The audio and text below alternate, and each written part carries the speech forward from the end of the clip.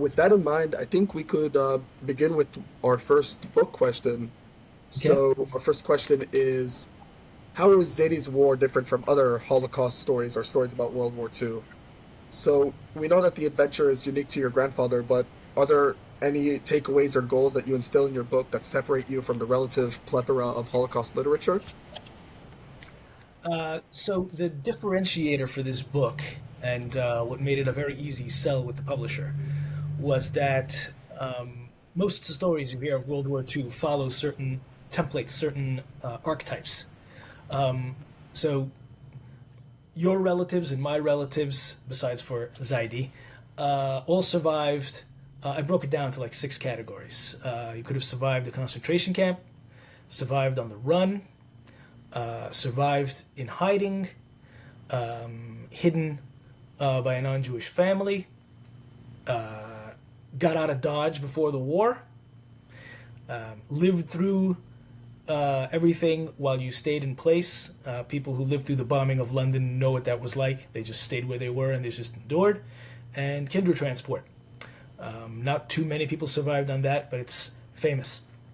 So those were seven categories. So my grandfather's story is not that story. It's everything but, which makes it wild.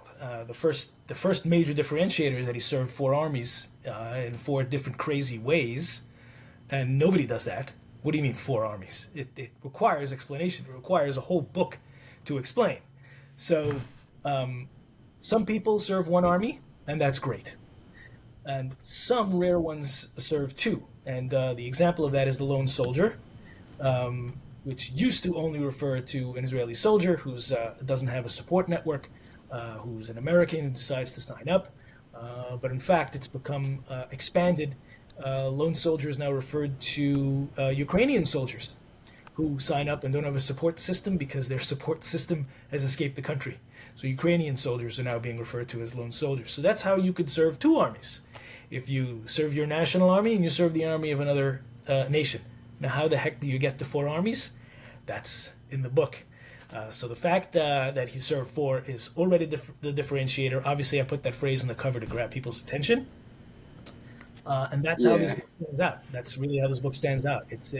It's a completely outside experience of the typical experiences that you heard of. Yeah, and even reading this story, I found myself amazed really each time where the story would go, beginning with the I don't really want to spoil too much, but he began with the Romanian army essentially, and then over time really switched sides throughout the story until finally ended up in the USSR and then emigrated to Israel. So it's what a wonderful story.